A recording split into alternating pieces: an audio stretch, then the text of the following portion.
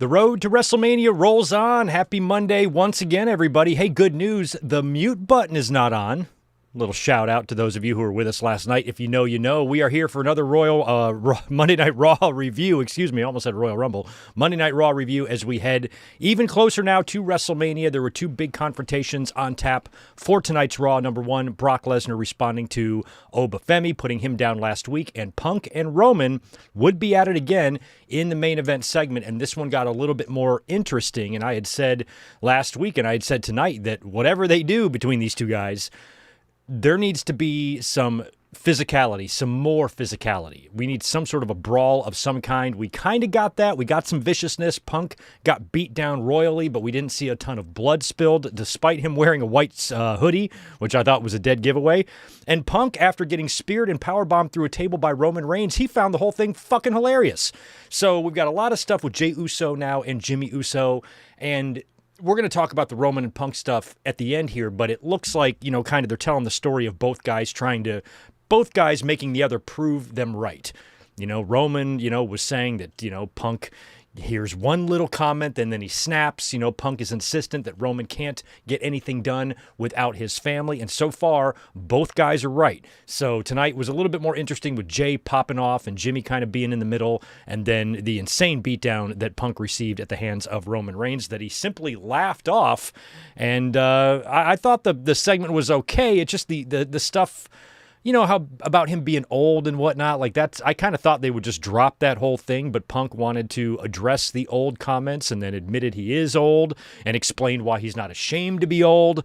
I don't think this feud needs any of that stuff at all. There's plenty of more you can use here other than just insulting somebody by calling them old. So they kind of harped on that a little bit, but, Punk is, talking to Roman, approaching this feud, this match, and this program as if he's fighting a little boy, which Roman is also in his 40s. So the whole thing's a little bit weird, but I did find the main event segment a little bit better than last week's. So let me know what you thought in the chat as well. Also, grade tonight's Raw for me. Let me know what you thought of the show. A, B, C, or D, 1 through 10, however you want to grade it. Let me know. I thought tonight's show was okay in Boston, and they're setting up, excuse me, a bunch of stuff for next week's Raw in Madison Square Garden. So home of the Celtics tonight, home of the Knicks next week, and we've got three matches, I should say, scheduled for next week, including 2 tag team championship matches, one for the men, one for the women. Also, Brock Lesnar will be on the show.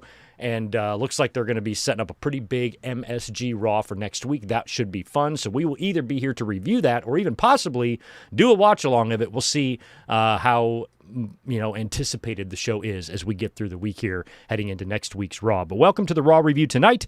We got a lot to get into. We're going to discuss the results of the show and take a look at how WrestleMania is shaping up, because we did get one more WrestleMania match added, one that we knew we would get. That was made official tonight on Raw. And in addition to that, once we're done talking about Raw and WrestleMania and everything else, anything else we need to talk about, we will speak a little bit about today being the 25th anniversary.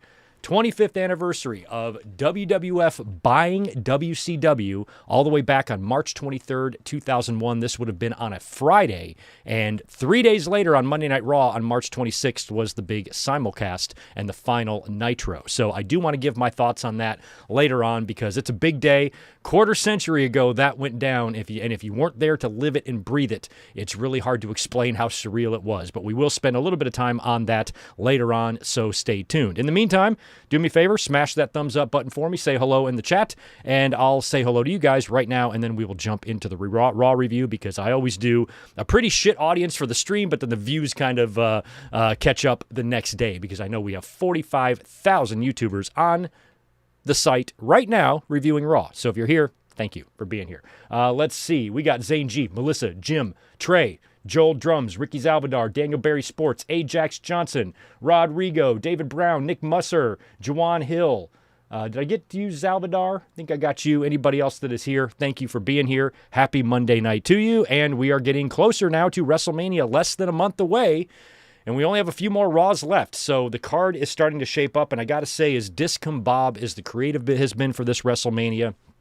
And some of it is WWE's fault. Some of it is not their fault. Some of it is due to injuries and whatnot. Now, second week in a row we got without Gunther. I was saying on the podcast on Saturday that I was certain they would have him on the show tonight to put into place whatever his backup plan is, but maybe they're still holding out hope. That if he's not on the show tonight, that tells me that they're still holding out hope that Rey Mysterio will be healthy, because if he wasn't, and if he was just flat out ruled out, and they know he's not going to be available for WrestleMania, I think they would have set something up for Gunther in terms of an alternative story or match at WrestleMania. And this is now the second week in a row we did not see him.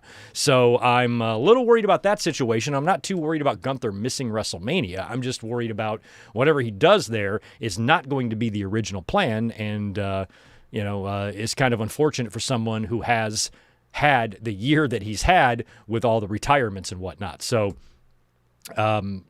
hopefully next week we'll at the Garden we'll get some sort of answer about Gunther, and I'm sure some of the wrestling sites might be on the case since we did not see him tonight, maybe, and unless he did one of those interviews during commercials, because I'm still here in the U.S., still don't have a VPN, so I'm watching the Netflix commercials. So sometimes during those commercials there are interviews that some people don't see. Unless he had one of those, I don't think he was on the show tonight, or unless I fell asleep or something, but I didn't see him. So hopefully that situation resolves itself. But when you look at the card right now, at least on paper, I put on Twitter tonight, I was responding to actually John Alba, who said the card actually looks pretty decent. And one of my responses is I always try to envision the card like printed on the back of a clamshell VHS tape, like those back there, and if I can envision, if it looks pretty written down, then, I think that's good. That's what you want the card to look like. You want it to be visually appealing. Ooh, look at that match. Look at that match. Look at that match. Look at that match. That's what you want. And we got a few of those. So, this WrestleMania, I think, has a really good chance of topping last year's, even though overall, creatively, WWE never seems like they have this shit together, and they seem like they're 10 steps behind everything all the time. But luckily for them, this seems to be doing all right, and I think WWE is also pretty hopeful that Braun Breaker will, in fact, be healthy enough to work at WrestleMania. They are still putting this, storyline in place with Seth Rollins and Paul Heyman. We saw Seth Rollins get arrested tonight, which we'll talk about. So I'm assuming that this is just going to continue week after week until Braun Breaker is healthy, and then he'll show up and help Paul Heyman annihilate Rollins or attack him or whatever, and that will set up your WrestleMania match. So I'm hoping that Rollins and Breaker is going to be fine, and our only real issue is losing Bronson Reed and, of course, losing Rey Mysterio, which affects the Gunther match. But beyond that, WrestleMania is not looking too horrible because of some of these big matches that we got on there, including the one that we started with, or the confrontation that we started with. WWE was advertising Brock Lesnar and Obafemi again tonight, so Brock was going to be in the building. He was going to respond to what happened last week. Now, Heyman came out to open up the show, brings out Brock Lesnar, and Heyman proceeds to make a bunch of excuses for Brock Lesnar, saying he was in a fight against 20 masked guys. He was in 20 fights in a row, and then he got distracted by Seth Rollins. That's the only way Oba was able to sneak up on him and hit him with that power bomb. And he said that Oba is so overrated that it triggers his gag reflex, and he name drops a bunch of guys that Brock Lesnar has put down at WrestleMania and put down in general, and one of them was Dean Ambrose, or I should say two of them were AEW guys, Dean Ambrose and Bobby Lashley, which I thought was cool that he name-dropped those guys, although I don't know why you would want to remind fans of the insanely bad WrestleMania 32 match between Brock Lesnar and Dean Ambrose. I remember doing my predictions for WrestleMania 32, and I predicted that Dean Ambrose would beat Brock Lesnar. I had this grand plan. Dean was kind of doing the loose cannon-ish thing at the time, very wild and unpredictable, much like Brian Pillman was, and I said, why not lean into that? That's a part of his character. That's kind of who he is. He's very unpredictable. He's very wild. He's very crazy, and he's the type of guy that will do anything you would think to win a match like this against Brock Lesnar. And I kind of thought about Halftime Heat back in 1999 when Mankind pinned The Rock under a forklift.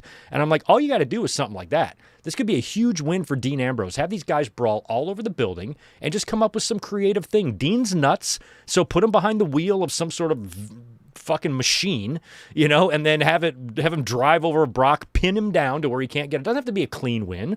Dean doesn't have to beat Brock clean in the middle of the ring. It's a no holds barred match or whatever it was, or false count. I don't know what the fuck it was. But whatever the case was, it was a match where you could pretty much do whatever you wanted, and I was hoping they would get nuts, they would get creative, and we would have a really, really fun finish and a big victory for Dean Ambrose. But instead, we got like 20 German suplexes on a stack of chairs and a Brock victory. It fucking sucked, and they brought it up. So that was nice. So after name dropping all those guys and everybody that's fallen victim to the Beast Incarnate, out comes Obafemi. This time, Brock is ready for him because he hasn't just been in a fight, and Brock goes for Oba, lifts him up for an F5. Oba gets out of it and clotheslines Brock Lesnar right over the top rope, and Brock kind of retreats. At first, he's a little scared. Then in the aisleway, he's laughing a little bit. He kind of wants to go back for more, but Paul Heyman is holding him back. So they're just giving us little tastes, but this is now 2 weeks in a row that Obafemi has gotten the better of Brock. Now, I'm not going to be convinced that because of these two segments that Oba got the better of, that automatically means Brock is winning at WrestleMania now. I saw a lot of that on social media tonight. Oh, Brock is winning. Brock is winning. He may very well win, yes, but we still have a lot of weeks until WrestleMania, and Brock is going to be on the show for most of them, including next week in Madison Square Garden. So I'm not convinced just because Oba got two quick, brief victories over Brock, hitting him with his finisher and then tossing him over the top rope tonight. Those aren't like full-blown beatdowns or anything like that. So I think Brock, much like Roman Reigns tonight, will have his day possibly next week where he might get one over on Obafemi. Maybe I would like to see some sort of a brawl where maybe Brock like F5s Oba onto the table, and then as Brock is backing off, laughing and admiring his work, Oba gets up within like 20 seconds, and he's kind of standing there like just staring at Brock, and Brock's like, oh, fuck, I got my work cut out for me at WrestleMania, like something like that.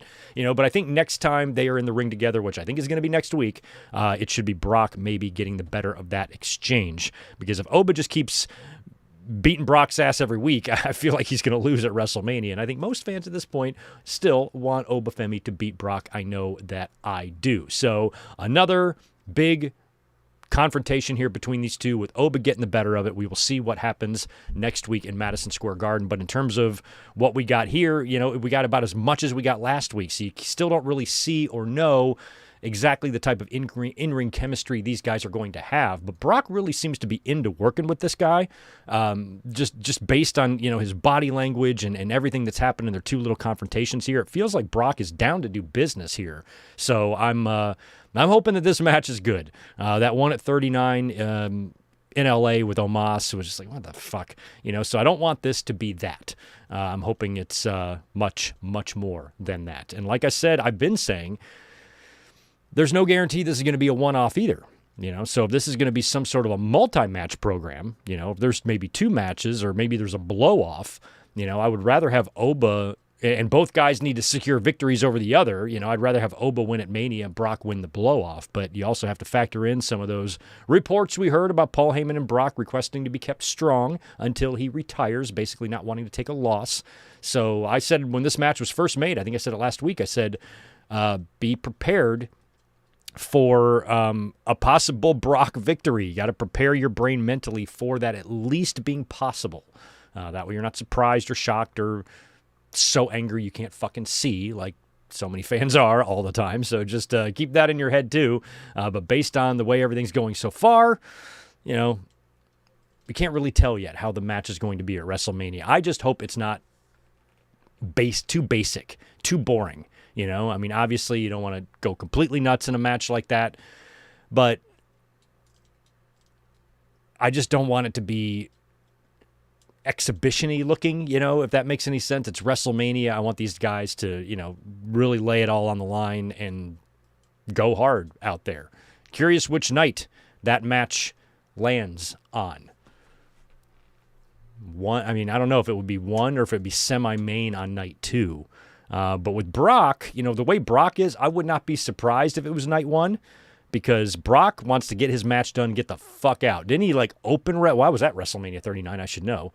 I swear Brock opened one of the nights. I think Cena opened night 1, maybe Brock opened. Maybe it was night 2 Brock opened. Okay, so maybe it was night 2. I don't know. Either way, Brock is the type of guy who likes to get the fuck out of there as quickly as he can, so they might put that match on night 1 so Brock can leave and he doesn't have to be in the building for night 2. But we will see. So more stuff, more good stuff between Brock Lesnar and Obafemi tonight. We had that tag team match that was advertised. This was a non-title match. The Usos taking on Logan Paul and Austin Theory. During the match, we've got LA Knight coming out because we've got an appearance by the Brass Knuckles. LA Knight comes out. Did he take the Knucks away from Logan or did he bring them himself? Either way, Jay gets his hands on the Knucks and he nails Austin Theory with them, which causes the disqualification. And that's exactly what the Vision wanted. They were hoping to get a win here to improve their championship status, their contendership, and that's going to result in a match next week that I'll talk about in a minute. But that causes the DQ. Jay has been kind of back to old Jay. He's very riled up. He's very unwilling to listen to reason. He's very tunnel vision. He doesn't want to fucking hear it. Even I think tonight he said, "I don't care about the tag team titles." Well, that's good, Jay, because you're going to lose the tag team titles next week in Madison Square Garden. Because later on backstage, this I think was after the Becky stuff, the Usos are back there with LA Knight. And LA Knight said to Jay, like, yeah, you should have hid them. You should have hid them Knucks. You just used them in plain sight, got yourself disqualified. And Jay's kind of popping off, and LA tells him that he's starting to sound like Roman again, which Jay fucking hates. Jay hates that as much as a woman hates to be told to calm down. He does not like to be told that. And every time that somebody says he sounds like Roman, he gets even more pissed. So Jay winds up storming off, and a couple of segments later is when we would get the announcement on the tag team title match for next week, which I will talk about in a minute.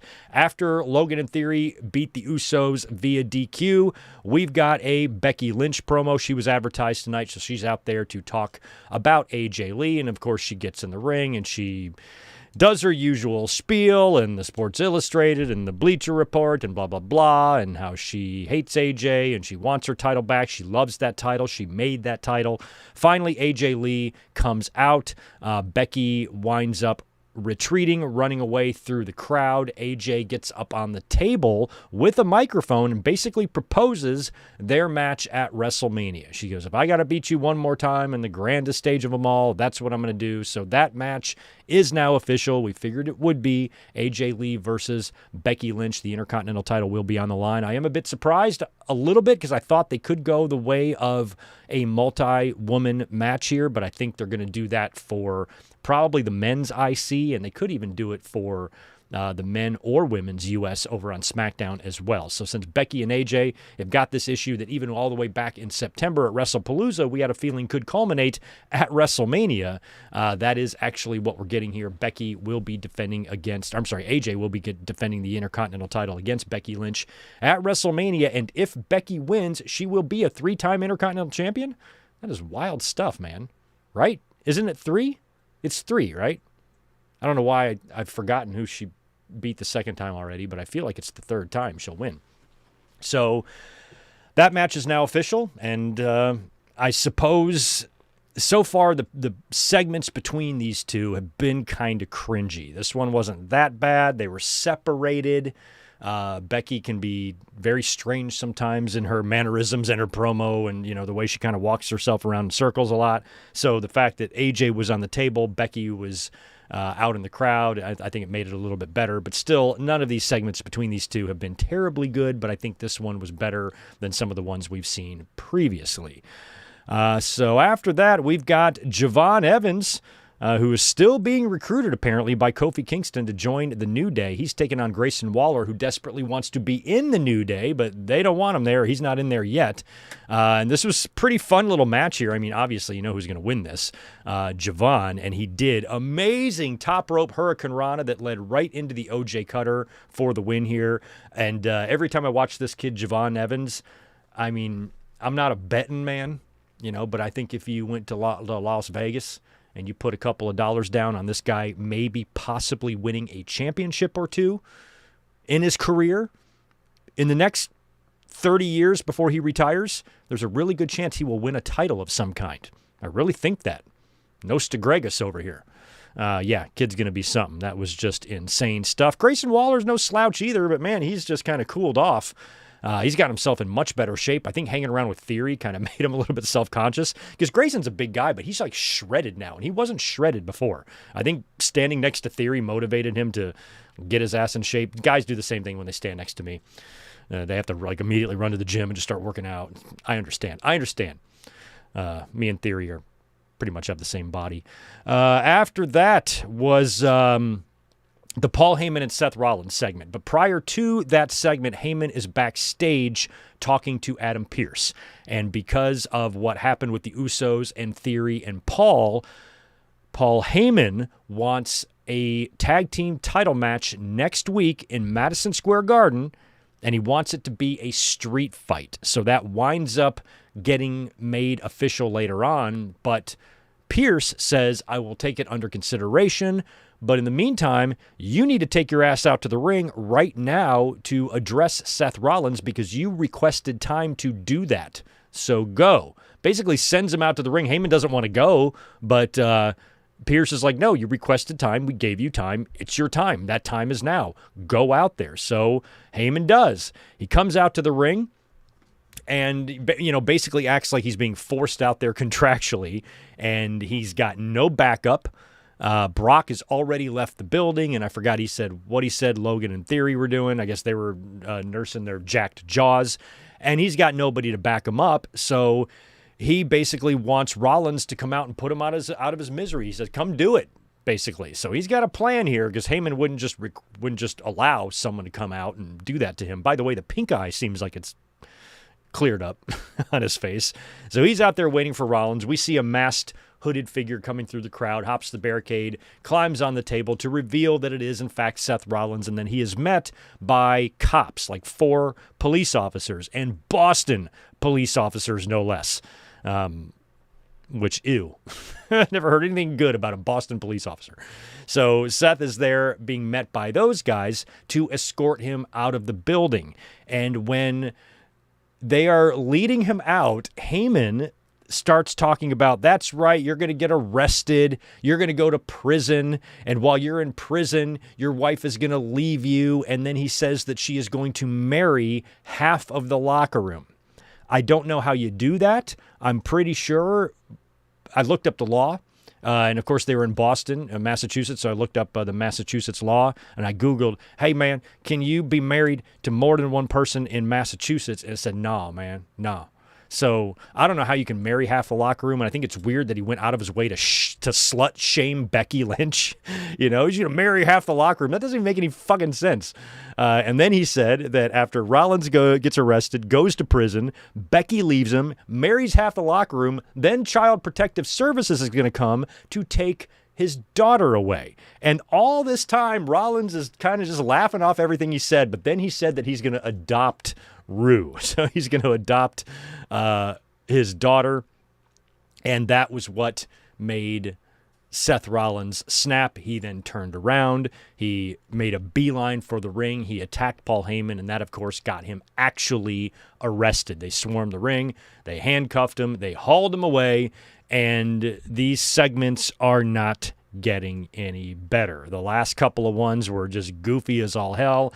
We've seen the arrests before, like why would Rollins even be arrested? I mean, it's struggle to wrap your head around the logic of it.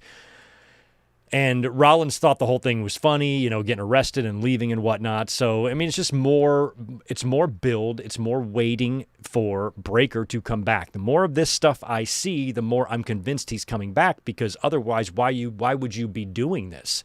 It looks like Logan Paul and Austin Theory are going to be tag team champions going into WrestleMania. I expect them to beat the Usos next week in the Garden. I expect CM Punk to possibly have something to do with that too, based on Jay, being, the main instigator of everything. He was the biggest hothead tonight. He was the one that caused everything with CM Punk. So I wouldn't be surprised if Punk shows up next week, possibly in that street fight, to take out Jey Uso or maybe take out Jey and Jimmy or do something to perhaps help the Vision win. You also got to think, though, about LA Knight. I think LA Knight could be involved in that, too. But either way, whether it's LA Knight or CM Punk getting involved, and I could see both of them getting involved, especially if Roman Reigns is not on the show. If Roman Reigns is not on the show, I don't know what Punk is going to do outside of coming out there and just cutting another promo on Roman Reigns. So if Roman's not on the show and Punk, talks shit about him, then okay. But I feel like he should maybe at least stick his nose a little bit into that tag team title match and maybe be a part of the reason why they lose. So I think the Usos are going to lose next week, and that I think is all good news for what Seth Rollins could possibly do, because if Braun Breaker was not going to be cleared and he's still injured, then what are we building to, a Paul Heyman and Seth Rollins match here? Like, what are we doing? So it's got to be Breaker. I'm feeling pretty good about Breaker being ready for WrestleMania. I think there's a really good chance now based on everything we're seeing, because I see no other direction for Rollins if Breaker's not healthy, because Paul, in theory, are going to be tag champs going into WrestleMania. Unless Rollins recruits a Royce Keys or something like that to challenge him and take the belts from him. I don't know.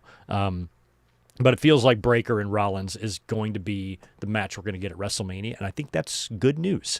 But the segment, I don't know. I don't know what to make of it. It was okay. But they, so far, none of the masked, hooded stuff is terribly exciting for the fans.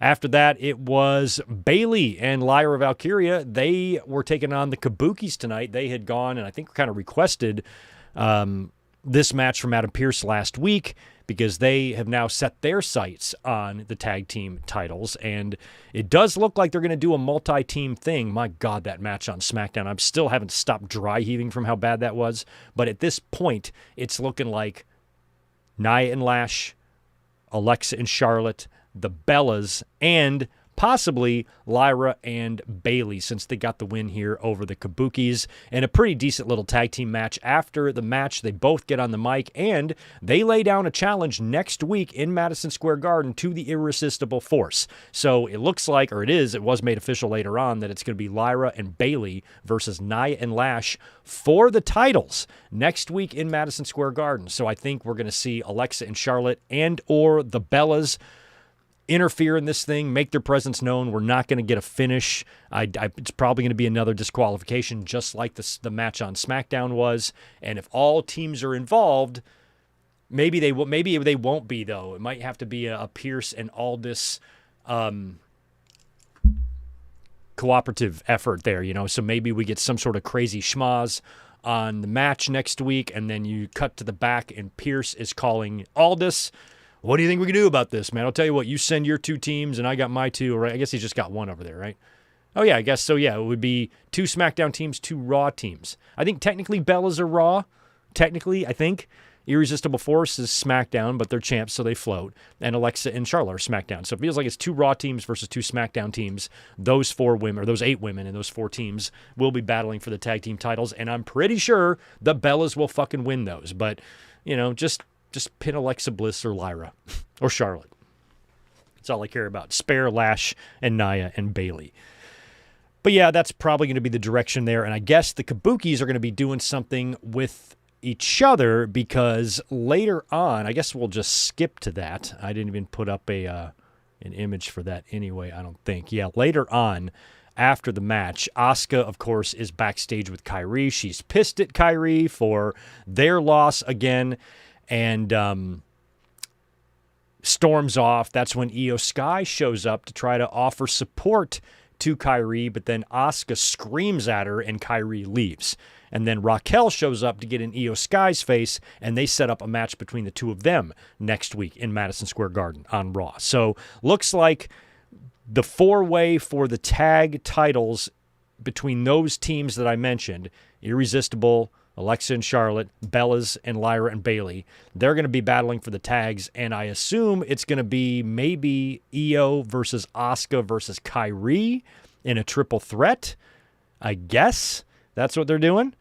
which is fine because that match will be quite good. Maybe the match can be more of a story of Io Sky trying to convince Kairi to break away from Asuka. It was kind of funny, too, in their little interaction backstage tonight that Io and Kairi were talking privately in English. And I know why, because we have to hear what they're saying, but I feel like if the two of them were going to have a private conversation, it would be in Japanese. So it wasn't very realistic that the two of them are speaking to each other in broken English when they could be speaking to each other in fluent Spanish. Didn't really make a lot of sense. You could have just had them talk and had a translator put subtitles or something like that. I don't know. It just looked a little bit weird. But anyway, triple threat at Mania, if that's the way they're going, that's okay. And we've got Io versus Raquel next week.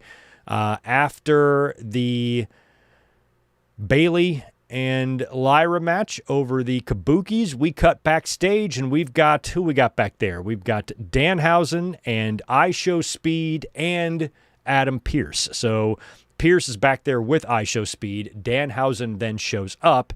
He asks IShow how he's so popular with only 180 human followers.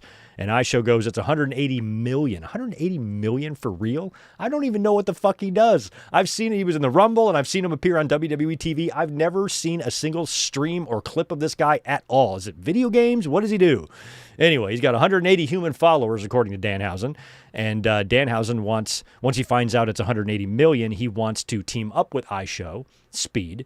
And he goes, how about you give me your password and we'll split the profits. We'll call it IShowhausen and we'll be a team. And then, of course, IShow Speed says no, and he gets cursed for it. And he's very freaked out about being cursed. So we'll see if maybe that's going to be, because Danhausen's going to have to do something at WrestleMania. And I don't think it'll be a match, but it might have to be something kind of fun. So maybe IShow is kind of back in the mix here for the WrestleMania season. He'll be a frequent player, and they can play off these two. I have no idea, but it's always a pleasure to see Danhausen on TV. Okay, so after that, now it's time for the Intercontinental title match. This is Dominic getting a rematch against Penta. Now, for the title. But during Dominic's entrance, he's got Liv with him. They get attacked by Stephanie Vaquer. Stephanie comes from behind, attacks Liv, even knocks Dominic down, and we get a massive brawl between Liv Morgan and Stephanie Vaquer. They brawl all through the aisleway there and into the backstage area, into Gorilla, and I think they really needed this. They really needed this added to their feud. They needed just a good-ass brawl here. So they kind of brawled off of camera, and Dominic was left out there by himself in this Intercontinental title match with his girl, somewhere in the back getting her ass kicked by Stephanie Vaquer. So now we have to have the match. We've got JD McDonough out there trying to help out Dominic, but that's when Finn Balor shows up to take out JD. This is all going on while Dominic is on the top rope, ready to hit Penta with a frog splash. JD had already gotten involved a couple of times. Balor comes out to stop him. Dominic is watching all this from the top rope. Once it's all over, he goes for the frog splash onto Penta, who catches him and rolls him into a small package for the win to retain the Intercontinental title. And then after the match, Balor enters the ring to attack Dominic, and JD beats the hell out of both of them. He does a double dive to the outside to both of them. Dom then scurries away through the crowd, runs up the stairs, and Balor hits his running missile dropkick and the coup de gracie to JD while Dominic runs away. So I forgot to put that up there, but that's pretty much what we got from those two. And I guess they're going to be I thought it was going to be the two of them one-on-one for the IC title, but then Dom dropped it. So I guess it's going to be, is it going to be the four-way or the three-way? We had a three-way last year at Mania. For the IC. So is it going to be Dom, Penta, and Balor again? Is that what they're doing? But whatever's happening here, Dom and Balor will be involved in a match together for sure at WrestleMania. It's either going to be one-on-one or they're going to be thrown into some multi-man IC there. But Dominic failed to regain back his Intercontinental title, and that makes me sad because I like Dominic as IC champion. And that pretty much leaves us just with the final segment, the CM Punk and Roman Reigns promo. I didn't know Roman was advertised for tonight. I was thinking last week that he wasn't going to be on the show, so I was really happy to see that he was advertised today. Even yesterday, I was looking around for a Raw preview, and I didn't see anything about Roman. But then today, they were saying on WWE's socials that it was going to be CM Punk and Roman Reigns under one roof again.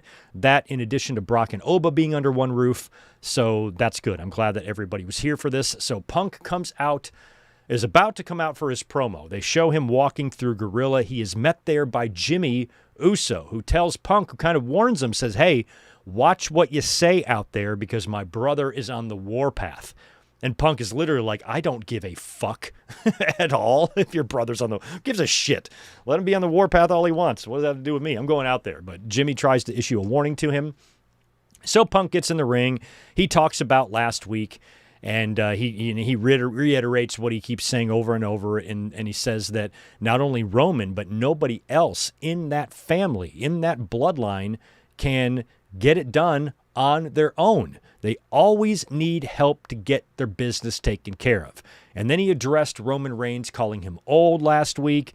And he asked the crowd, he goes, am I old? And then they start chanting yes, which is funny. I mean, I'm like the same age as CM Punk. I actually might be a year older than Punk, but we're both pushing 50 here. We're in our late 40s. Roman is more early 40s.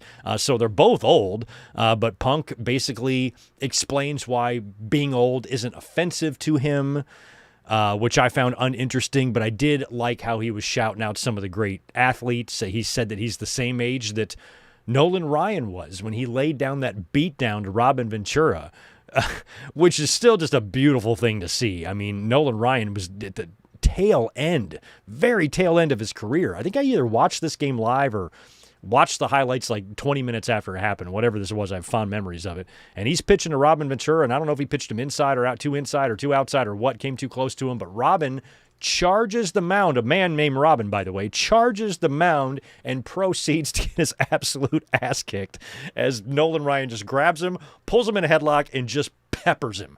Oh, hilarious stuff. He said, he mentioned Gordie Howe, famous Detroit Red Wing, played until he was 52 years old. Punk calls himself Mr. Game 7. He says his age is not going to be a factor at all. His age is what is going to help him win. His experience, his intuition, his ability to be clutch, Mr. Game 7. And he always comes through. The older he gets and the more pressure is on him, the more he feels comfortable with it. And he likes having that pressure, and he feels like he can deliver under pressure. And he said he's not, he's not some insecure guy who needs folks to acknowledge him, and all that, which was pretty funny. And he said he dropped Roman last week with one punch, and he'll tie him at... This was great. He said he'll tie him at knots at WrestleMania, and you'll be gasping for air, and when all that oil... And he says you'll be gasping for air, and when all that oil and jizz you cover yourself with dries up, you will eat a GTS, and you will realize that you got beat by the old man. So apparently Roman, for fun... Explain to me why you would want to rub jizz on yourself. What would be the point? Is it good for your skin? So apparently Roman enjoys a really nice, delicate oil jizz combo for that beautiful olive-colored Samoan skin of his. I mean, it's hot. You all know it is. It's hot. So I don't know what the health benefits of that is. It's a little gross, but Roman, he needs to do what he needs to do. You do you, Roman. If that's what you like to do, we don't judge here at all. But somehow Punk got wind of Roman's jizz oil. I don't know how he found out about that, but he threw it in his face tonight in the promo, and he even brought up, beating other people, beating guys like Gunther. It was the only Gunther mention we got came out of the mouth of CM Punk, and even mentioned beating Jey Uso. And that's when Jey Uso came out. So Uso is out there. He's storming to the ring, and Punk's like, what are you going to do? What are you going to do? You can come in here and fight, or do you want to talk? And Jey says he wants to talk. So Punk lets him in the ring, lets him talk. Jey is still super mad about all the shit talk. You're talking shit about my family, man. He's just super mad about that. And he can't get over it. And so Jimmy, Punk says, hey, you never got your well-deserved rematch. If you want to do it right now, we can do it. I'm a fighting champion. Takes his belt off and says, let's do it. Let's rock right now. That's when Jimmy comes out and says, hold up, calm down, and trying to relax Jay, but Jay can't get past it. He cannot get past all this shit talking, no matter what Jimmy is doing. I think this was where Jay, kind of, I don't care about the tag team titles or whatever, and that's why they're going to fucking lose those things next week. So Jimmy's trying to calm down Jay, but he's not having any luck. And then finally, Roman shows up. So Roman comes out, and he gets in the ring, and he tells the Usos to leave his ring. Tells him to leave his ring. So Punk then is kind of laughing. He says he like trolls Jay a little bit. And that's when Jay just snapped. Like Punk is kind of in the corner, like watching all this, and he just says something to Jay. And Jay just fucking snaps. And he comes flying in on an attack on CM Punk, who takes down Jay. Like Jay charges him, Punk like takes him down with a punch. Jimmy then comes in there, kind of gets in the mix, and then Roman comes flying in with a Superman punch and takes out CM Punk and knocks him out. And then Roman and the Usos are leaving, and Jay is screaming at Roman to go get him, go get him, go get him, go get him. So Punk is trying to get to his feet after the Superman punch, and he's kind of getting up, and that's when Roman enters the ring and hits him with a vicious spear, and then pushes him out of the ring, beats the hell out of him on the outside of the ring, clears off all the shit off the announce table, and picks up CM Punk and power bombs him through the announce table and leaves with the Usos. So finally, we got like an actual brawl. We got a real fight between these two. We got a real actual beatdown. But was it, though? I thought Punk was set to bleed. I thought Roman was going to completely annihilate Punk and split him wide open. But instead, he did hit him with a couple of his signature moves and put him through the table and whatnot. But Punk is laying on the table laughing. Just like Roman was laughing last week. Punk gets his absolute ass kicked and finds the whole damn thing hilarious. So these two guys are kind of hell-bent on having the other one prove them right. Roman felt like he was proved right last week, showing how Punk, can't keep his cool, and one little word or one little wrong thing can make him snap. And he punched Roman Reigns, and Roman wasn't even offended by the punch last week. He was laughing almost immediately after Punk did it, and then kind of talked to the camera and says, hey, he can't keep his cool, or whatever the fuck he said. And so this week, it's the same thing. CM Punk got proven right. He's been saying time and time again that nothing can be accomplished in that family without them having backup. Nobody can do anything by themselves. And this beatdown of Punk did not come one-on-one. It was not Roman Reigns doing this by himself. It was Jay getting in the mix, Jay going for the attack, then Jimmy trying to get in there, then Roman hitting him with a cheap shot, and then Jay convincing Roman to go in there and take out Punk or finish the job on him. And Punk then found himself laughing because I suppose that he feels like he also was proven right. So both of these guys are trying to tell the other how they are, and then they're getting their jollies when, that's proven to be true, I suppose. So this was a little bit better. All in all, though, we're either going to get a bloodline reunion here or we're going to get a swerve. I feel like we're in the position to possibly get like 3 double turns at this show, and that's not really good. You don't want to have yourself in the position where the fans are making you do this, but the Cody and Orton match is already kind of weird.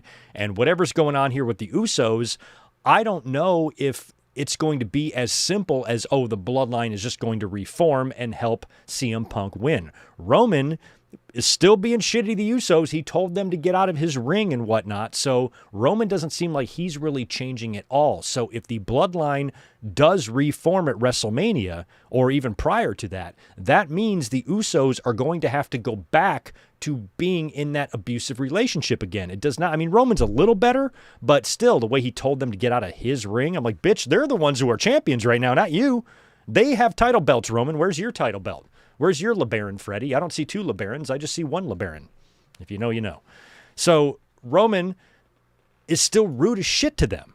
So it feels like in order for these guys to help Roman beat Punk, that they're going to have to go back to that way of life, and that feels unlikely, unless the other story they're trying to tell here is everything they're doing during the build is Punk saying, you can't do it on your own, you can't do it on your own, you can't do it on your own, and then he does it on his own. Could be that too. I mean, it could be as simple as that. It could be Roman Reigns beating Punk on his own, and then Punk maybe having no choice but to shake his hand and congratulate him. Hey, you did it. You beat me. And you didn't need your cousins to do it. You're bigger, you're stronger, you're younger. Who's better looking? Might be a tie. Roman's got better teeth for sure. Ladies in the audience, who's better looking, Roman Reigns or CM Punk? Let me know. I want to know these things. But I think it would be even more fun if, like what I said, almost instantly. And I think this is going to be on a lot of fans' radars too, and you don't want anything to be too predictable. But the minute that we started sniffing, the Usos could be a part of this Punk and Roman stuff, I'm starting to think it's not going to be the bloodline reuniting, but Punk actually having help from the Usos beating Roman. And we got a little tease of that here tonight when Roman said, get out of his ring. So we need to watch their interactions very closely on TV over the next couple of Raws to see how Roman is treating them. And if Roman is still being kind of shitty, then, I'm wondering if that's just little subtle hints that, the Usos might have a little bit of a change of heart. And it seems like Jimmy is kind of more the voice of reason right now. Jay is just a hothead. He's letting his emotions get the better of him. He wants a piece of CM Punk. It might be Jimmy talking him down. Hey, man, you remember last time? Remember everything that happened? Remember how he was? You really want to go back to that? Maybe it's Jimmy who winds up convincing Jay to see the light and say, I think we should help Punk. We don't want Roman back as the champion. He's going to force us to be his henchman again, and he's going to be the champ again, which means he's going to have all the power, which means he can control our careers and he can call shots, and we don't want to be under his thumb again. And it might be that. It might be that motivation. The Usos might collectively come to the realization that if Cousin Roman is champion again, we're on the same show as him. It's not like we can avoid him. And he's going to essentially demand that we stand by his side, and we don't want to go back to that life. And maybe that's what convinces them to go in the opposite direction at WrestleMania. I don't know. But right now, Cody and Orton, Punk and Roman, Brock and Oba, those three matches right there, that's a real good backbone for this show. Still don't know what Gunther is going to do. We're probably going to get the Seth Rollins and Braun Breaker match, it's looking like now. Ripley and Jade Cargill looks very good on the marquee. Becky and AJ ain't too bad. And Steph and Liv, I'm kind of quietly looking forward to. So WrestleMania isn't looking that bad right now. It's not looking that bad, even though creatively some of the shit they've been doing, they seem completely lost. Some of these segments seem very flat. Some of these Raws and SmackDowns seem very underwhelming. But overall, WWE, I still think, is formulating a pretty good, decent-looking card for WrestleMania, and that is good news. So that was your Raw in a nutshell tonight. We are getting, next week, the Usos versus Logan Paul and Austin Theory. This is going to be a Tag Team Championship New York street fight. Like I said, I am fully expecting the Usos to drop the tags to Theory and Paul. And I think there's a really good chance that CM Punk could have something to do with that. I think LA Knight is definitely going to get involved, but I could see Punk also possibly getting involved in that as well, since Jay was a big reason why he got his ass kicked tonight. So there you go. There's my thoughts on Monday Night Raw. We got done with that whole review in like less than an hour, but we are going to talk about some WCW stuff in a minute. But let me just see if there's anybody else in the chat here that has been saying anything interesting. I think we got a super chat or two in here. There's one from Jonesy Collins. What up, man? Appreciate the $5. Can I be honest? Sure. What do you guys think? Can he be honest? Is it okay if he's honest? Thumbs up? Yeah, sounds like it's okay to be honest. No problem, Jonesy. You can be honest anytime you want. Can I be honest? Don't like how WWE kisses Samoan ass. The majority of that family have had lackluster resumes in WWE. The majority of that family. The Usos, The Rock, Roman, Yoko, Sika, Afa. I mean, that's 6 huge names right there that were anything but lackluster with resumes. If you're talking about Manu, sure. Zilla, sure. Tamina, maybe. I think I don't even think WWE is necessarily kissing the Samoan ass. That's your honest opinion. That's cool. You got a problem with the Samoans. I don't. But some in the family tree. There's a huge family tree. Remember when they put that whole damn thing on there? There's 250 fucking names on that thing. So yeah, some of them Samoans ain't done shit in wrestling, but some of those big names have done a lot. I mean, they are, even more so than the Harts. They are, just generation after generation after generation. And the thing about the Samoans and how deep they do run through WWE, dating all the way back to the 1970s, is that is going to continue. Jay and Naomi got to have a kid. That kid's going to be in the ring. You watch. So if you, for some reason, have a major problem with the Samoan family or with the Anoa'i family or the Samoan bloodline in WWE, I would recommend watching AEW because the Samoans are never going to go away. The Samoan dynasty will outlive us. Jonesy, you will be dead and Samoans will still be in that WWE ring. So acceptance. That's what I suggest. Is you just got to accept that. I don't think it's really going to go anywhere. But Roman is in his 40s. He's not going to be around forever. It is going to be time for the next generation of Samoans to come up. And right now, other than Jacob, it's not looking like there's a next huge star in there that's going to dominate for the next 20 years. I don't think we're going to see another Roman, at least in the immediate future. So you might get a break, but the Samoans ain't going nowhere. Shout out to Lil Bud J. Jacob Zombie Fighter is here as well. Good to see you, Jacob. J94 Nene. Good to see Max in the house. That's right. Thank you, Max. She beat Maxine. Yeah, Maxine. I forgot about Maxine winning the title. I put up a YouTube short of my reaction. I already forgot. So yeah, Maxine won the title, dropped it back to Becky. So Becky's a 2-time IC champ. She's about to be a third. I would assume she's probably going to beat AJ Lee, although we don't know. Buggy Barrel just subscribed. I am loving your review and setup. Thanks, bro. Thank you so much. Glad you're here. Join us for our watch-alongs and everything else we do. We got the Zoom Man. Umaga. Oh, yeah, Umaga. Forgot about Umanga. We almost forgot about Umanga. He was fucking terrific, man. Never thought I would see the day Greg is asking to spare Nia. Spare Nia. I don't dislike Nia. I kind of used to, but I think that her return, she was used so much better. Almost instantly. It just felt different. I remember when she came back and like her music played, whenever she came back, I was like, ugh.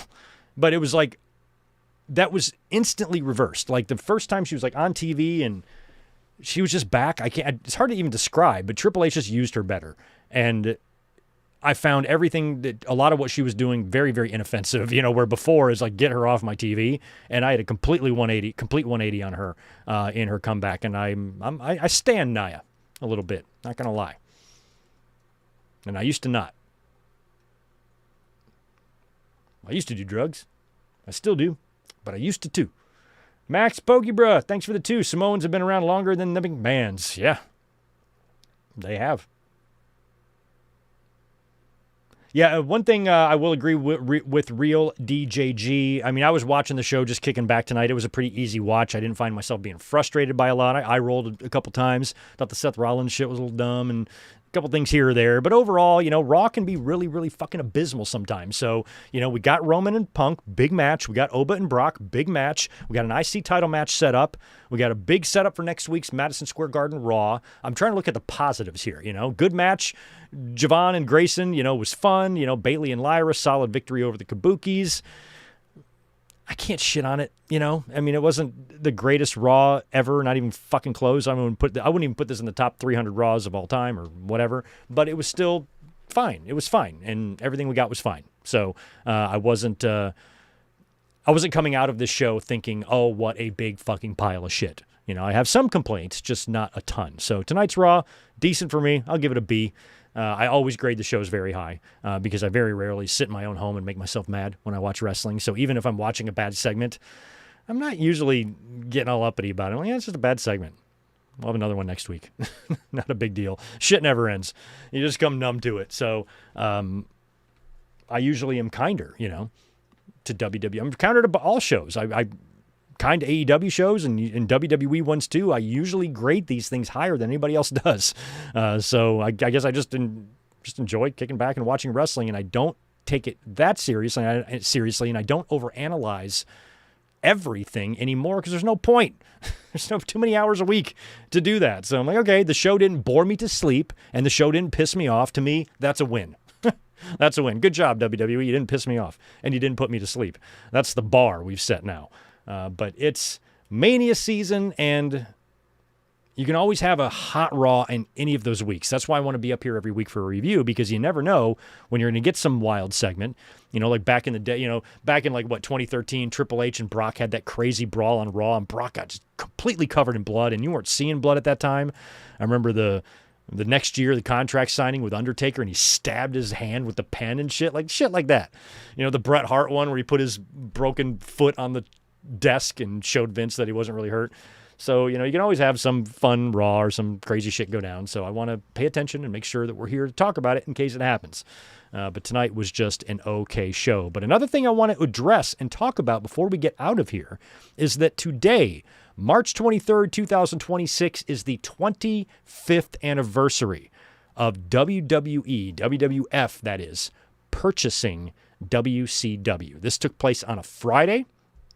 And then, of course, just a couple of days later, after the weekend, we had the final ever Monday Nitro. That was the simulcast with Raw. That was when Vince came out and did the whole thing, and he fired Jarrett and Luger on live television, and he talked to the crowd about what to do with WCW, and then Shane showed up at the end on Nitro and bought the company out from underneath his dad.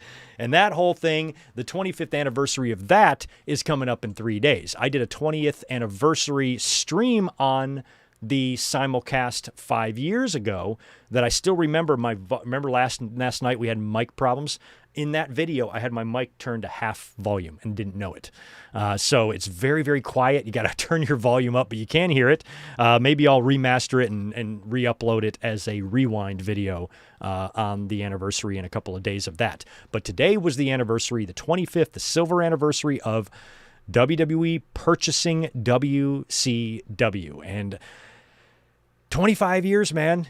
So if you weren't around back then, it's really hard to explain how wild this was. Now, we were all following the story. We knew WCW was set for a sale.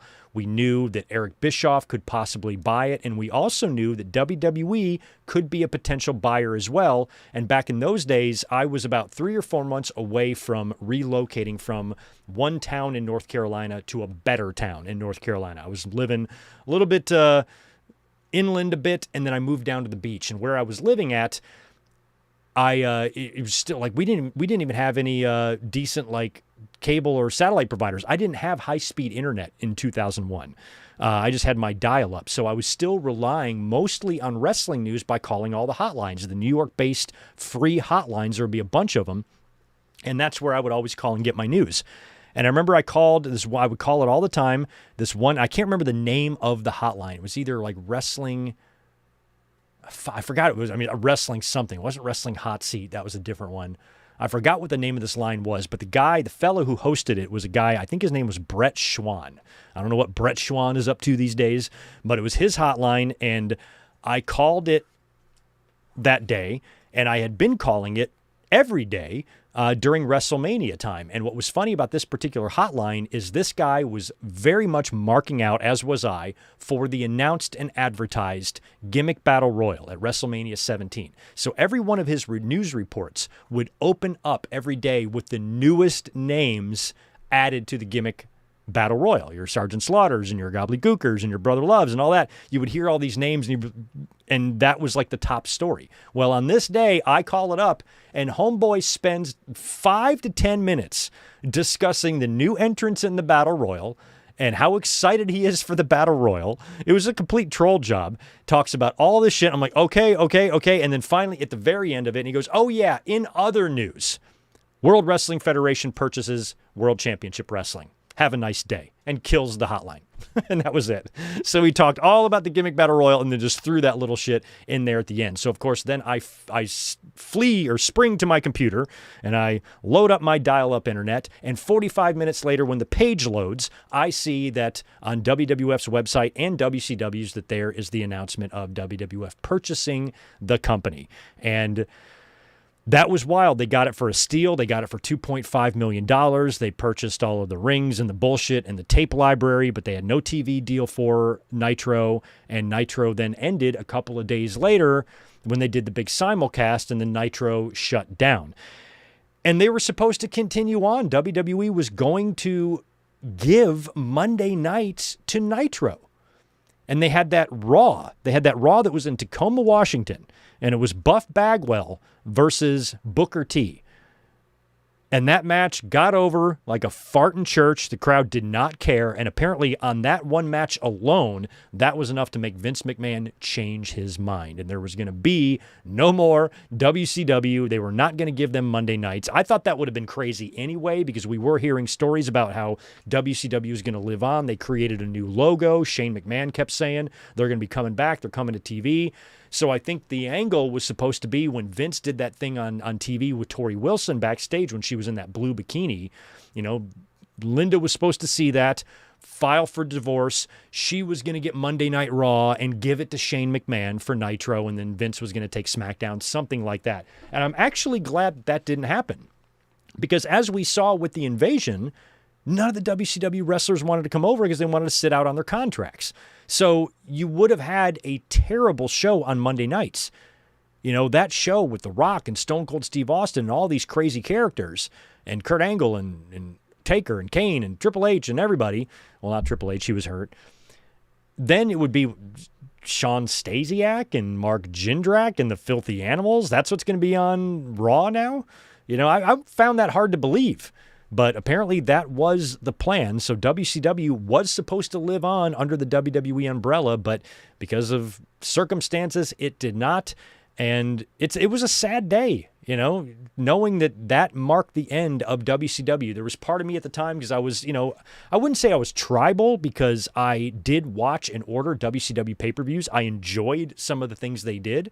I enjoyed the Cruiserweight division. I loved the NWO, but in terms of which team I was on, I was Team WWE. I felt like they had the better chance for longevity. They were privately owned by Vince McMahon, where it's a kind of a mess on the WCW end of things with the Turner and the AOL Time Warner merger and all of that, and how that affected it. That's what we're seeing now with now that, you know, WWE is owned by, there was a merger and now TKO, and there's sales and it could be sold again. And we're in that world now. But back then it was WCW. And they just didn't feel like they really had their shit together. WWE had a much better formula. You know, WCW was relying on, you know, the fame of past stars, and they weren't really building anybody on their own outside of Goldberg, where WWE was building an entire brand new roster of mega stars. And they got so many guys over between Austin and Rock and DX and all that shit. They were just on fire. So from a product standpoint, I preferred WWE. And when you combine that with Eric Bischoff and his douchey behavior during the Monday Night Wars, and how he seemed to have this deep motivation to put the WWE out of business, which to me as a wrestling fan offended me. We do not need a monopoly. We don't want Vince McMahon owning everything. We don't want Eric Bischoff running everything. And we certainly don't want Tony Khan owning everything either, as we did learn this week that he even submitted a bid to buy WWE back in 2023. So none of that would have been good. So Bischoff wanting to put the WWE out of business, trying to end a product and a form of entertainment that millions of fans around the world love and enjoy, you know, I thought that was kind of rude. It was shitty. He's just an asshole. You know, doesn't care about anybody except, you know, what they can do to harm WWE. He would tell stories about how he would be so excited to look at the ratings to see how much they would beat WWE by. And he was such an arrogant fucking asshole throughout the whole thing that I wasn't that sad when the big, fat, bulging wrath of karma got rammed up his ass. So to me, when WCW went out of business, a big part of me was like, that's what you fucking guys get. No sympathy at all for you. You know, but at the same time, you know, Vince stepped on a lot of throats as well. You know, Vince was very ruthless. You know, so at the end of the day, Vince, I think, was worse than Bischoff. Bischoff was just a little prick. You know, Vince went around and essentially killed the territory system, which was much worse. So on one hand, you can look at it as what goes around comes around. Everything that Vince did was coming back on him now, because Vince thought, oh, I'm I'm going to come in there with all this competition. Nobody's going to be able to compete with me, and I'm going to gobble everybody up. Now Vince is looking at an entity much like those territories. We're looking at him. Here's this person, here's this company, this entity with all of this money and all of these resources, and I don't stand a chance. Ted Turner opens up his pocketbook, and he can steal any star of mine that he wants the minute their contract is up. Anybody. Nobody is safe. He can take anybody because he can outbid me on anyone. Ted Turner can pay 10 times more salary than Vince McMahon can. And that was a big part of why WCW grew so big, because they had so much money to spend and they had their own TV network. They could do whatever the fuck they wanted for a couple of years there, start their show early, start the show late, counter programming WWE, that's all the same shit they're doing now to AEW. And they would do that ruthlessly and viciously until WWE just had to rely on doing what they know to turn the tables and then overtake and put WCW out of business. But as a fan, for me, my fondest memories of WCW, to be honest, are prior to when Nitro debuted. Those late 80s, early 90s, and even prior to when they made the switch to WCW, and you had 605 Wrestling, back in the Crockett days and whatnot. I used to live in the South, and there was just something about like 605 Saturday Night Wrestling. Always specifically in the summer. I don't know why I do this to promotions, but for some reason, Southern promotions I like to watch when it's hot. Northern promotions I like to watch when it's cold. I used to love like sitting in my apartment back when I was a tape trader, like middle of winter, 2 o'clock in the morning, turn all the lights out, pop in a tape of Stampede, pop in a tape of AWA, watch something like that. But if I'm in the South, I want it to be warm. I want it to be summertime. My window's open.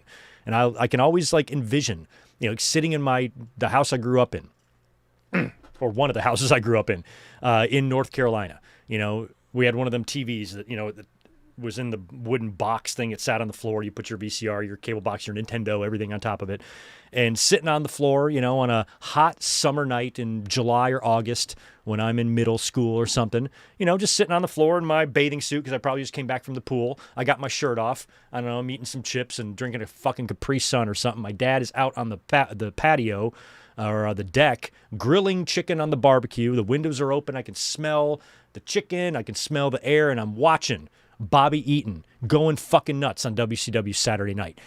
Those are the memories that I cherish. We talked about this on Saturday in the podcast when we were talking about Dennis Condrey passing away. Like when I think of envision Southern Wrestling, I think of the Midnight Express. I think of Bobby. I think of Dennis. I think of Dusty.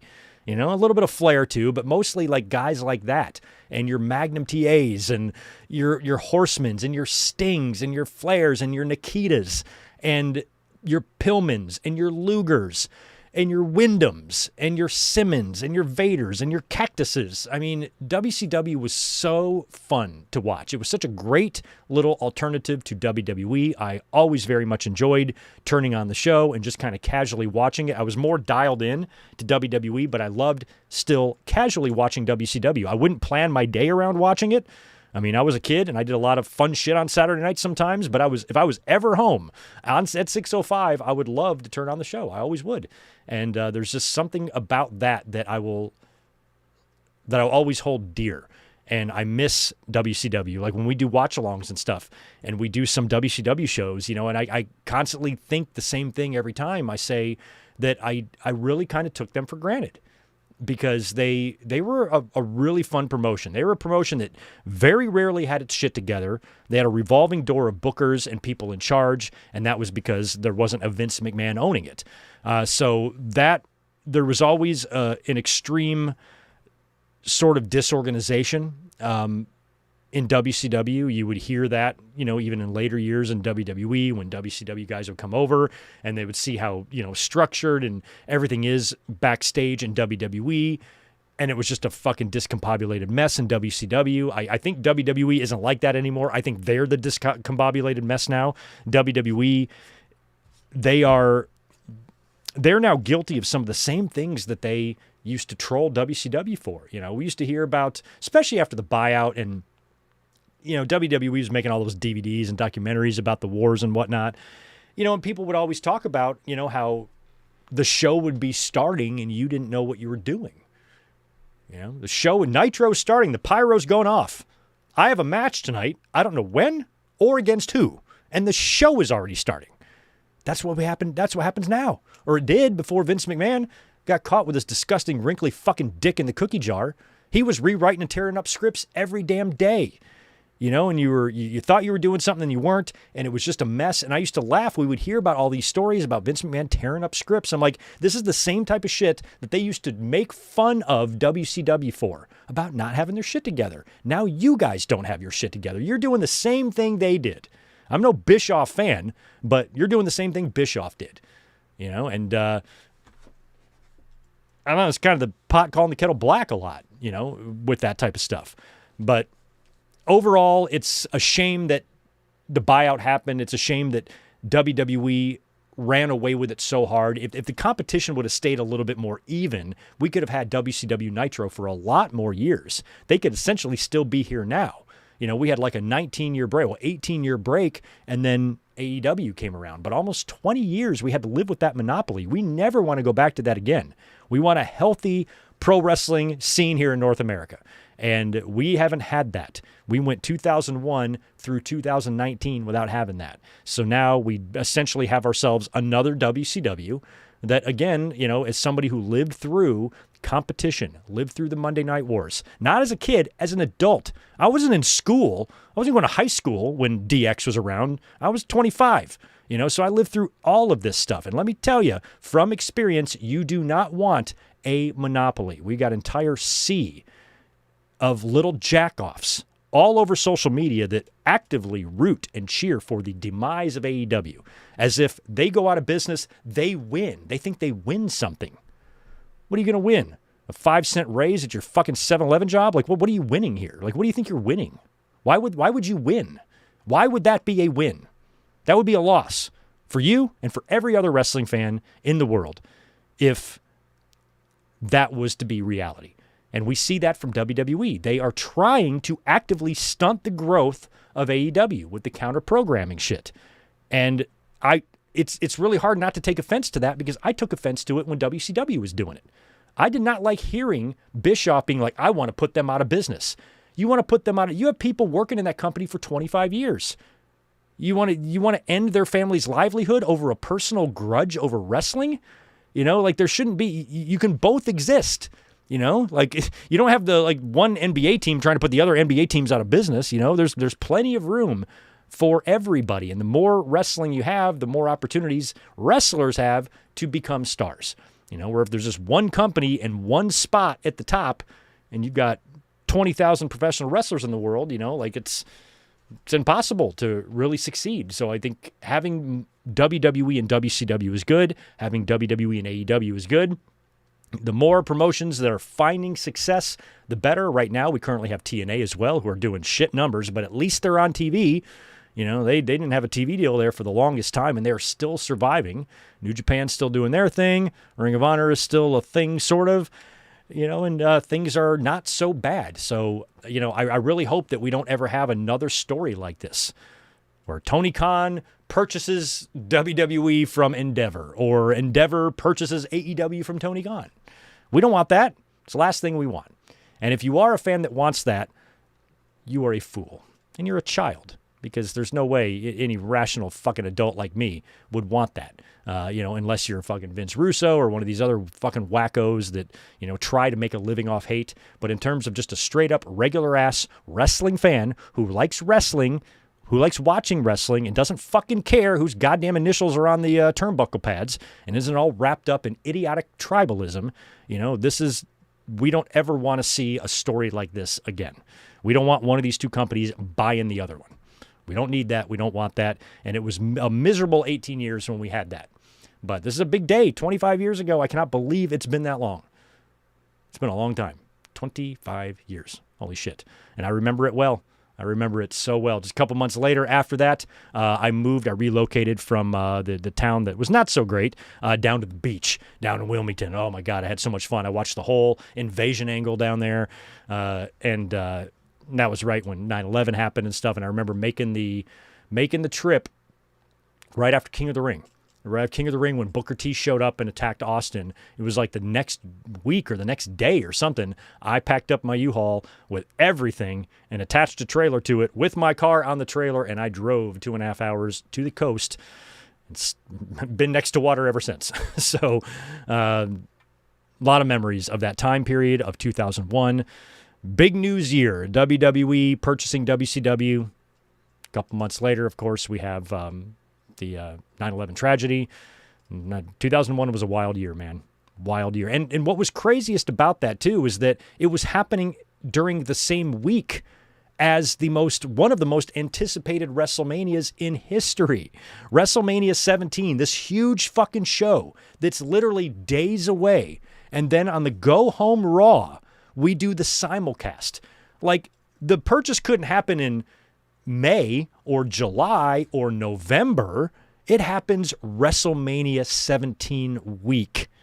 And now we got the go-home show on Monday that should be used to finalize all of your big matches for WrestleMania. But now you've got this whole WCW thing that was kind of like taken away from it a little bit.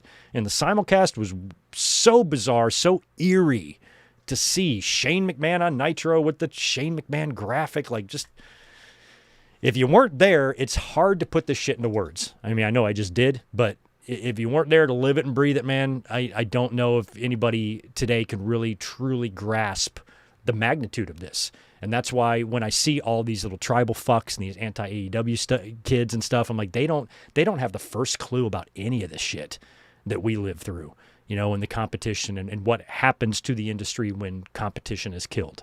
You know, these kids don't think that way. They're too much in their own heads, and they're too stupid, to be honest. So the last thing we need is that again. But whenever I see the really excessive tribalism and, you know, making accounts dedicated to hating a wrestling company, I'm just like, they're children. They would never be able to grasp, you know, the magnitude of what this story was, what this meant to the business, and the course of events that it set in motion. You know, and it's just short-sighted, simple minds, you know, out there in tribal world. And that's why I find it so fucking annoying. But anyway, 25th anniversary of WCW being purchased. And in just a few days, it will be the 25th anniversary of their final show. So, yeah, there you go. Just wanted to give a few comments on the WCW purchase and buyout. Harley Race is another good one. You know, Harley's more middle, I guess he's still Southern, but, you know, Harley, St. Louis, and another hotbed for wrestling. They're kind of a little bit north and south. But Harley comes across like a Southern wrestler. He has that voice on him. He's got that old man tattoo that they all have. You know, when I see Harley's arm tattoo, it reminds me of basically any old Southern man who likes to work on cars in his garage.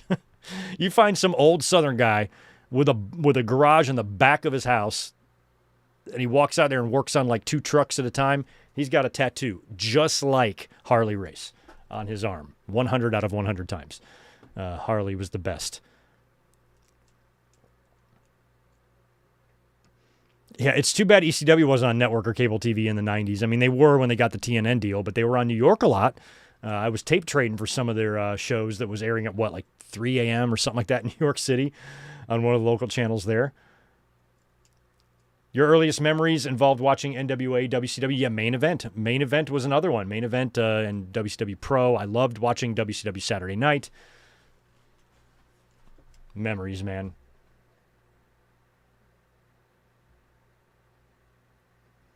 Oh, Jacob heard they tried to get a WCW show on another network, but the contract they had with TNN won't let them. That's weird. I wouldn't think that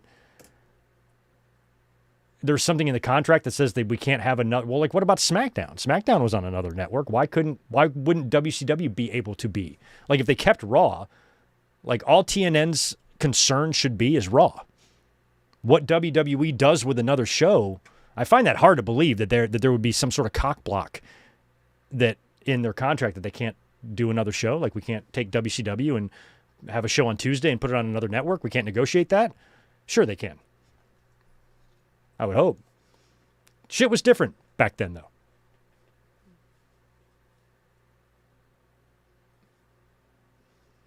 Yeah, that's Billy Jack Haynes. Oh, my God. Billy Jack Haynes is crazy. Last time I saw him, he had some weird interview, and he had that crazy fucking haircut, like a stable boy haircut or something like that. It was really bizarre. I used to be a little bit scared of Billy Jack Haynes. Right on. Okay, guys. Well, I guess that's going to be it for tonight. If you don't mind smashing that thumbs up button on your way out the door. I got a busy week at work this week, but I will start. I got 2 reactions I'm going to post here shortly for you. And, of course, we'll be back this week for the podcast and whatnot. And I'm probably going to be posting something over here to commemorate in a couple of days the 25th anniversary of the simulcast. Just got to figure out what kind of little video I want to throw together for that. So keep a lookout on the channel this week. Make sure you subscribe, and we'll be back at it again before you know it. Thanks for hanging out with me for the last 3 days. We had Saturday's podcast, and then we had last night's WrestleMania 30 watch-along, which 14 minutes of it spent muted. By the way, I clipped that out, went into the editor and just cropped that completely out. So you will have a little bit of a gap there. I completely missed, or I didn't miss it. I was talking, but you guys didn't hear me react to the finish of Bray Wyatt and John Cena, and we also missed all of the Hall of Fame stuff when they brought everybody out. So I apologize for accidentally hitting my mic. I just went like this. I just moved my mic, and my finger just tapped the button. Didn't even know. So thanks to everyone who was here last night and Saturday and tonight. I appreciate it. You guys have a great rest of your Monday night, and I'll be talking to you real soon. Peace.